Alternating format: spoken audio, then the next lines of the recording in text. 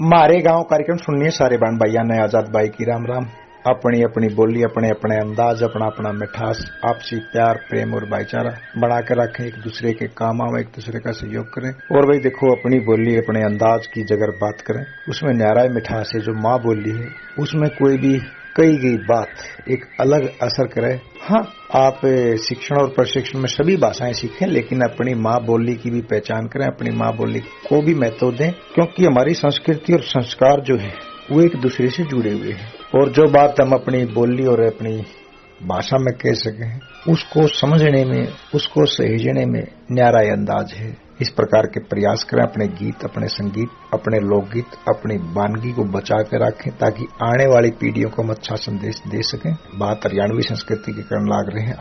आकाशवाणी हिसार की phone line से सीधे जुड़े हैं आप हैं श्री वीएम बेचैन, आप हैं सांस्कृतिक सुपरवाइजर चौधरी बंसीलाल विश्वविद्यालय भिवानी में। श्री वीएम बेचैन जी, सबसे पहले हम आपसे जानना चाहेंगे कि हरियाणवी संस्कृति के बदलते स्वरूप को आप किस रूप में देखते हैं? आजाद भाई, समय के साथ साथ हर चीज में परिवर्तन होने लग रहा है, तो हरियाणवी संस्कृति में भी परिवर्तन होने लग रहा है। और ये मान के चलना चाहिए कि जो भी कोई दौर आता है, परिवर्तन का दौर होता है, वो थोड़ा सा दिखने में कष्टकारी जरूर होता है, लेकिन उस तपस्या के भीतर एक बहुत बड़ा बदलाव होता है और एक अच्छेपन का संदेश होता है। तो हरियाणवी संस्कृति है वो भी आज बदलाव की ओर है। इस बदलाव को मैं अच्छे रूप में देखता हूँ। मैं इसलिए देखता हूँ कि आदमी को समय के साथ साथ चलना चाहिए। लॉकडाउन के दौरान लोग घरों में रह रहे हैं, अच्छा समय कैसे बिताएं? आजाद भाई, बहुत बढ़िया सवाल है ये कि अच्छा समय कैसे बिताएं। ये एक ऐसा समय है, ये आत्म मंथन का समय है। वो कहते हैं कि छुट्टी मिलेगी तो मैं ये करूंगा, तो छुट्टी वाले दिन तो शायद बकाया काम किए जा सकते हैं, लेकिन जब ये लंबा समय है, जब ये लंबी छुट्टी है, तो इस लंबी छुट्टी पे आप आत्म मंथन करें, अपनी जो प्रतिभा है उसको निखारें, अपने आप से बात करके देखें, अपने आप से बात करके देखें और ये देखें कि आप क्या कर पाए दुनिया के लिए, या दुनिया आपके लिए क्या कर पाए। ये कुदरत के बारे में सोचें, सामाजिक रिश्तों के बारे में सोचें। मुझे लगता है कि ये जो दौर किसी जमाने में ऋषि महात्माओं का दौर होता था, कहते हैं कि फला ऋषि तपस्या पे चला गया, हिमालय पे चला गया, तो शांत बैठा है और वो कर रहा है। तो मुझे लगता है कि अब ये वो दौर है, लॉकडाउन का ये जो दौर है, ये तपस्या का दौर है। इसमें आत्म मंथन किया जा सकता है। सबसे बड़ी बात तो ये अपने आप से बात करें, ये देखें, आत्म मंथन करें। बाहरी तौर के ऊपर अगर देखा जाए तो आदमी के अंदर जो भी कोई हुनर है, किसी को अगर ड्राइंग आती है, किसी को लेखन कार्य आता है, किसी को सिंगिंग आती है, किसी को दूसरों को सुख देने में आनंद आता है, तो समाज सेवा करें। आज अभी परिस्थितियां ऐसी आई हुई है, माहौल ऐसा आया हुआ है, माहौल भी कह रहा है कि मदद करो मदद करो। तो जहां से आपको मदद की आवाज सुनाई दे रही है और आपका मन में अगर कहीं इस चीज की भावना है, पीड़ा है कि हाँ मुझे इस आवाज के पीछे हो लेना चाहिए, तो आप मदद भी करें, ये समय भी वो करें। ये पुण्य का दौर और ये इस तरह का दौर, मैं ये कहता हूँ कि दोबारा लौट के नहीं आएगा, कभी भी नहीं आएगा। ना कभी किताबों में पढ़ा था हमने, ना बड़े बुजुर्गों से सुना था और ना कभी कल्पना की थी। आप हरियाणवी संस्कृति से लंबे समय तक जुड़े रही हैं, ये ललक आपके मन में कैसी लगी? आजाद भाई, नो डाउट, जब से होश संभाला है तब से हरियाणवी के प्रति ही मन में ललक रही है। हरियाणवी का ही इस चीज में बड़ा रुझान रहा है। वो रुझान भी ये चीज रहा कि शुरू दिन से जब देखते आए हरियाणवी के बारे में, मैं अगर अपने उस दौर की बात करूं, जिस दौर में मैंने जवान होना शुरू किया था या जिस दौर में थोड़ा महसूस होना शुरू हुआ था, तो उस दौर से भी जब हरियाणवी को देखते आ रहे थे तो एक बड़ी पीड़ादायक बातें थी। कुछ चीजें ऐसी थी कि हरियाणवी को कुछ लोगों ने अपने निजी फायदे के लिए वल्गरिटी के रूप में पेश किया देश दुनिया के सामने। सच कहूं तो इस वल्गरिटी के रूप में पेश करने के बाद हरियाणवी के प्रति जो लोगों के दिलो दिमाग में एक छवि बनी, लोगों को जब ये लगा बोला यार ये हरियाणा का छोड़ी, मतलब इसका मतलब हम गिनती में भी शामिल नहीं थी सांस्कृतिक रूप से अगर देखा जाए तो ये पीड़ा और ये चीजें ही मुझे इस चीज में ले आई। और आज मैं बाकायदा पूरी तरह से तन मन धन नहीं, जन्म को निछावर करके हरियाणवी के उसमें लगा हुआ हूँ और प्रयास है कि एक दिन हमारे जो कर्णधार हैं, हमारे प्रतिनिधि हैं, हरियाणा में जिन्होंने अपना कद बढ़ाया है, जो बड़े हुए हैं, चाहे राजनीतिक लोग हो, चाहे कितने ही बड़े बिजनेसमैन लोग हो, वे हमारी माँ बोली के बारे में सोचेंगे और ये विचार करेंगे कि माँ बोली को भाषा का दर्जा दिलवाया जाए और बताया जाए हमारी बोली आज किसी चीज से भी पीछे नहीं है। पूरी देश दुनिया में आप एक चीज का नाम बता दो कि हरियाणवी बोली इस चीज में पीछे है। अंतर्राष्ट्रीय स्तर पे जिसको गूगल बोलते हैं, गूगल महाराज बोलते हैं, गूगल महाराज से अगर कोई प्रश्न पूछने जाता है तो सबसे ज्यादा प्रश्न हरियाणवी के बारे में पूछता है। हरियाणवी बोली का और विकास कैसे हो? आजाद भाई, हरियाणवी बोली का सबसे बड़ा विकास तो ये है, ये मेरा सौभाग्य है कि आपने मुझसे एक क्वेश्चन किया और मैं आपको जवाब दे रहा हूँ। आकाशवाणी हिसार के माध्यम से मैं तमाम साथियों को बताना भी चाहता हूँ, कहना भी चाहता हूँ कि हरियाणवी बोली के लिए जो बेसिक बातें होती, व्याकरण की आवश्यकता होती है, तो हमारे प्रदेश के बुद्धिजीवियों ने, साहित्यकारों ने हरियाणवी व्याकरण भी लिख रखा है। हरियाणवी की किताबें भी बहुत सी आई हैं, बहुत सा यहाँ साहित्य भी मौजूद है, बहुत सी एक्टिविटीज भी हुई है और इंटरनेशनल अंतर्राष्ट्रीय स्तर पे जो ललक है, दूसरे लोगों की ललक है, वो हरियाणवी के प्रति जो है वो आज किसी से छिपी नहीं है। अब तो सिर्फ और सिर्फ इच्छा शक्ति की आवश्यकता है। विनोद बेचैन जी, आपने हरियाणवी पे क्या क्या लिखा? आजाद जी, मेरी अब तक 8 किताबें आ चुकी हैं और 8 किताबों में सबसे पहले जो मेरी किताब आई थी, वह किताब आई थी चौपाल मेरा गांव की। उसके अंदर बड़ी पीड़ा दी थी कि चौपाल मेरा गांव की, कुछ सुन्नी लाग गया था, छोटे बड़े पढ़े लिखे सब शहर का नहीं भाग गए, कुछ इस तरह के पीड़ा थी उसके अंदर, चौपाल मेरा गांव की। मेरी दूसरी किताब आई थी किस्से कसूता सिंह के।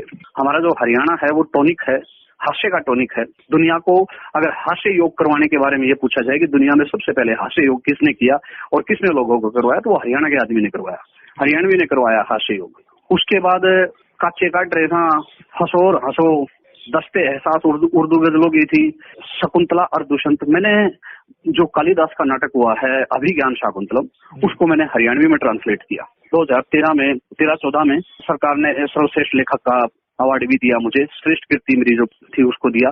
और इसके अलावा और भी औरत एक ब्रह्मास्त्र मेरा उपन्यास आ चुका है। 7-8 किताबें आ चुकी है। अभी मोहब्बत की एफडी मेरी किताब तैयार है, प्रकाशनाथ, अभी आ जाएगी, लॉकडाउन की वजह से फंस गई बीच में। और सबसे बड़ा काम मैं जो अपने जीवन का मानता हूँ, मैंने सबसे बड़ा काम ये किया कि हरियाणवी बोली में अखबार निकाला 2005 से लेकर 2009 तक। आर्थिक विडंबनाओं की वजह से उसको बीच में ही छोड़ना पड़ा। वो अखबार हरियाणवी का हीरा अखबार होया करता, उसके अंदर सबकी में हरियाणवी में होया करता, खबर भी हरियाणवी में, किसी ने विज्ञापन देना है वो भी हरियाणवी में। और बहुत बढ़िया, मतलब उसका जो खबर आया करती, उसमें खबर नहीं आया करती मुष्टिया ने डबो दी घनी एकड़ फसल, यानी कोई भी नहर टूट गई तो मुष्टिया ने डबो दी घनी एकड़ फसल। हाँ, तो उसका मैं ये आया कर हरियाणवी का मतलब उसका मैं गाबुरुआ संबोधित कर हरियाणवी सब कुछ है भाई साहब, बहुत बढ़िया है हरियाणवी, ठीक ठाक है। लेकिन पीड़ा ये है, एक दिक्कत ये है कि ये बात समझ में नहीं आ रही। 2 तरह के किसान हैं, एक तो खेती बाड़ी करने वाले किसान हैं और दूसरे किसान हैं संस्कारों के किसान। संस्कारों के किसान ये साहित्यकार लोग होते हैं, जो कलाकार लोग होते हैं, ये संस्कारों की खेती करते हैं। इनमें फर्क इतना है कि ये जो जिस फसल को उगाते हैं उस फसल को आने वाली नस्लें काटती हैं। छोटी ही मैं आकाशवाणी के माध्यम से एक छोटा किस्सा बताना चाहूंगा। एक बार 2 राजाओं के बीच में बड़ी भारी जंग छिड़ गई। एक राजा था, उस राजा ने अपने सेनापति को बुलाया और उसने ये कहा कि ऐसा करो भाई, अपने प्रदेश में जितने भी कलाकार हैं, जिनके पीछे भी कार लाग गए हैं, ये जितने भी कलाकार हैं, साहित्यकार हैं, कलाकार हैं, बोले उन्हें सारे पकड़ के लाओ, एक बार सारे इकट्ठे लाओ। सेनापति ने आदेश का पालन किया। हफ्ते भर में सारे के सारे छोटे मोटे जितने भी पतले कलाकार थे वे सारे इकट्ठे करके दरबार में पेश कर दिए। बोले जी महाराज जी आगे हैं कलाकार। बोले कितने, अपनी जनसंख्या कितनी है? बोले जी 2.5 करोड़ की जनसंख्या है अपनी प्रजा की। और बोले कलाकार कितने हैं? बोले जी कलाकार तो ज्यादा कौन नहीं, 20,000 है। बोले तो नो करो, इन सारे 20,000 कलाकार इन सारे जेल में बंद कर दो। तो सारे कलाकार बोले महाराज हमारा क्या कसूर है, जंग छिड़ रही है, लड़ाई मात रही है, और तो हमने जेल में बंद क्यों करो? बोला भाई मैं तमने सुरक्षित रखना चाहूँ, मैं तमने जेल में इसलिए बंद करूँ कि अगर मान ले इस भीषण युद्ध में मेरी सारी प्रजा मर गई और मैं सारा का सारा राजपाट लुट गया, तो मेरे कलाकार तो जिंदा रहेंगे। ये वो एक कलाकार हो, तुम वो लोग हो जो आने वाली नस्ल ने बताओगे कि ऐसा राजा होया कर। तो कहने का मतलब ये है कि अगर कुछ बचाना है, वो करना है, तो कला के वजूद को भी बचाने का प्रयास करें, कलाकारों को भी बचाने का प्रयास करें। फिर धीरे धीरे हम लोग तरक्की करते चले जाएंगे और भी आगे जाएंगे, बड़े बड़े हौसले के साथ, बड़े जुझारूपन के साथ आगे जाएंगे। विनोद बेचैन जी, हमारी संस्कृति बहुत विकसित तो फले फूले, युवाओं को क्या करना पड़ेगा? भाई युवाओं को सबसे बड़ा तो ये करना पड़ेगा कि संस्कृति के कुछ घटक हैं, हमारी संस्कृति की कुछ बातें हैं, मोटी मोटी बातें हैं जो ख्याल रखनी होगी। विशेष रूप से जो नौजवान हैं, देखो हमारी संस्कृति का स्टाइल है कि नौजवानों को अपने घर की दीवारों का रंग याद रखना होगा, अपने बाप का चेहरा आंखों में रखना होगा। ठीक है, वो बेशक चांद की कल्पना करे, वो बहुत आगे जाने की सोचे, वो करे, लेकिन सबसे बड़ी बात यह है कि नौजवानों को अपनी संस्कृति को आगे लेके चलना पड़ेगा। कुछ अति महत्वाकांक्षी लोगों ने हरियाणवी को जिस तरह पेश करके अपने आप का अर्निंग का माहौल बनाया या फिर वो करना, ये हरियाणवी नहीं है। ये कुछ अलग अलग तरह के लोग थे जो किसी को कूनी मार के या साइड मार के थोड़ी आगे आ गए। संस्कृति तो वो है हमारी, जो हमारे लोक साहित्यकार जो रागनियों में बात बोल के गए हैं, दादा लक्ष्मी रागनियों में जो बोल के गया है, पंडित मांगेराम जी जो रागनियों में बोल के गए हैं, मेहर सिंह जी जो रागनियों में बोल के गए हैं, उन पे मंथन करना, उन पे मनन करना। अच्छा, दूसरी बात, मैं साहित्यकार हूँ, मैं एक साहित्यकार होने के नाते मैं ऐसा खुद भी कहता हूँ कि आप उन रागनियों को पढ़ें, आप उन रागनियों को देखें, उनके अंदर इतना गूढ़ ज्ञान छुपा हुआ है। आप उनको जो ही पढ़ना शुरू करेंगे, उनके भीतर उतरेंगे, आपको आज के दौर में ले आएगी वो रागनी। ये आदमी 70 साल पहले ये बात बोल गया था, ये आदमी 80 साल पहले ये इशारा कर गया था, ऐसा दौर आएगा, ये होगा और वो होगा। संस्कृति के लिए युवाओं को यही संदेश है कि भाई आप अपनी हरियाणवी को प्यार करें, माँ बोली को प्यार करें, और विशेष रूप से हरियाणवी में आप खूब अंग्रेजी बोलो, अच्छी बात है अंग्रेजी बोलो, लेकिन अंग्रेजी बोलते बोलते उस अंग्रेजी में थोड़ा जो तड़का हो ना, तड़का हरियाणवी का हो, उसमें थोड़ा एक टिक्का थोड़ा हरियाणवी का करके यार मेरा पटे यार, मैं फलाना का पोता हूँ, तुम बता दो किसका था, ये तो पता लगे। लेकिन हमारा जो बदलता स्वरूप है, हमारी जो प्योद है, जो नई पीढ़ी है, वो इसको बोलना पसंद नहीं करती। एक बात बताओ, आप बालक ने जब नुए नहीं बताओगे, जो बालक बच्चे ने आप जब नुए नहीं बताओगे कि भाई तेरा दादा ऐसा था, इतना एंडी था, तेरा दादा तू इंडिया का परिवार में पैदा हो रहा है, तो इससे पहले आगे आपके बच्चे ने भाराड़ा बताओ, भाराड़ा बताओगा, दूसरी बात, पहली बात कम ना बतानी पड़ेगी, और जब उसके दिलो दिमाग में दूसरी बात सेट होगी तो वो पहली बात तो कटाएगा, और पहली बात संस्कृति की बात बतानी पड़ेगी। जय आपके बाप दादे कमजोर रहे हैं, गरीब रहे हैं, मजदूर रहे हैं, तो उनको हौसले की बात बताओ, अपना बालक ने उनका संघर्ष बताओ, उस जीरो की बात बताओ जिस जीरो पे जीवन आके ठहर गया था।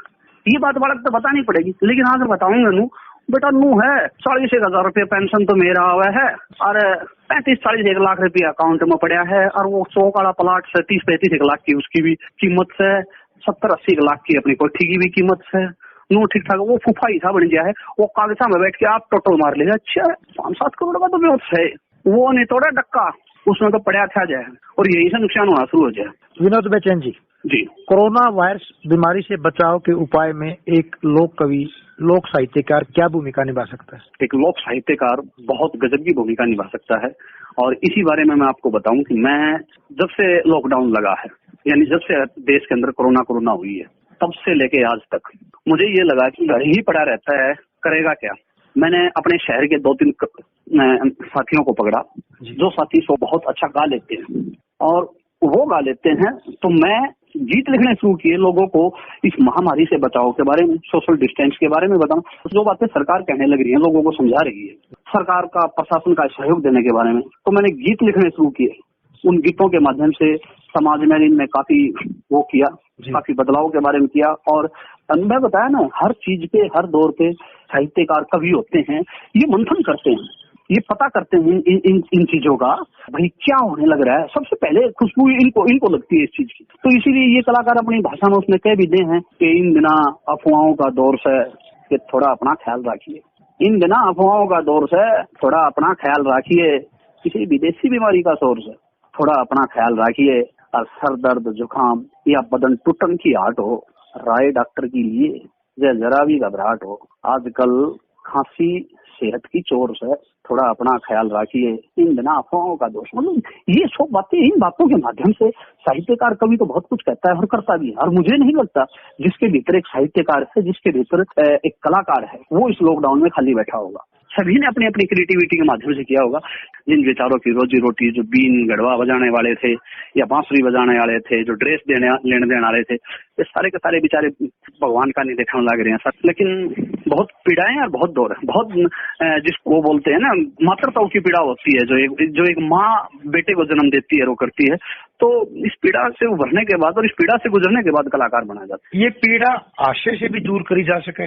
यस की जा सकती है। आपने आशय पे खूब लिखे हैं। मैंने आशय पे ही खूब लिखा। मैं यही तो कहता हूँ, मैं इस पीड़ा को, जब मैंने ये देखा कि हर आदमी दुखी है, हर आदमी के मन में दुख है, हर आदमी जिसे भी देखो को किसी से बात करने की चर्चा कर लो तो वो तुरंत बताओगा मेरा यो दुख है, और यो दुख आज वर्तमान में नहीं है तो 6 महीने पहला बताओ। 6 महीने पहला पेट में दर्द मेरा आज के दिन होया था, वो इस बात पर दुखी हो रहा है कि 6 महीने पहला पेट में दर्द होया था उसका आज के दिन। इन चीजों से निकालने के लिए मैं अक्सर मंचों पे जाता हूँ। सौभाग्य है कि आकाशवाणी हिसार के माध्यम से मैं अपने साथियों को और इनको हरियाणवी की एक नई रचना सुना लगा। हरियाणवी की नई रचना देखे कि मेरी छोटी मोटी गलतियां न तू छांट लिया कर, मुंह फुलाउन त अच्छा से मन डांट लिया कर। क्या बात। मेरी छोटी मोटी गलतियां न तू छांट लिया कर और मुंह फुलाउन त अच्छा से मन डांट लिया कर। तो आजाद भाई यही है, हास्य ही जीवन है। हास्य के माध्यम से हम तो प्रयास करते हैं कि हरियाणवी का एक अलग ही लुक रहा है पूरी देश दुनिया में, कि हरियाणवी हास्य जो इलाज कर सकता है मानसिक रूप से, शारीरिक रूप से, आपको फाइनेंशियली रूप से, सोशल रूप से जितना सुदृढ़ और जितना मजबूत आपको हरियाणवी बना सकती है। कोई ऐसा आदमी भी सामने आए हरियाणा के अंदर जो हरियाणवी अखबार काटने का मादा रखता हो, उस अखबार के माध्यम से हमारी दादी, नानी, चाची, ताई, बड़े बूढ़े और हमारी जो संस्कृति रही है उनका उल्लेख कराया जाए। अरे अखबार का माध्यम था आपका पूरे प्रदेश में आपका अगर 1 लाख अखबार जा है, 1 लाख अखबार में अगर 10,000 बार का कभी समझ में कोई आर्टिकल आ जाए है, कोई कहानी आ जाए है, कोई लुगैया के गीत हैं, बड़े बुढ़िया के जो राय थी भाईचारा के प्रति ये चीज आ जाए तो हमारे 10,000 बालक तो सुधरे। समृद्धशाली सोच और समृद्धशाली भविष्य देने का जो मादा जो हरियाणवी के अंदर है कि देश दुनिया की जितनी भी संस्कृतियां हैं, देश दुनिया के जितने भी लोग हैं वे सारे के सारे लालायित होने लग रहे हैं। सारे आंगड़ी कर करके कहा है बोला तो वो हरियाणा उठाए कटाएगा कलेश। ये कलेश न्यू को नहीं कटा, ये कलेश कटने का मतलब है कि भवसागर तक पार जाना, समस्याओं के भवसागर तक पार जाना। तो समस्याओं का जो भवसागर है वो हरियाणा के अंदर है।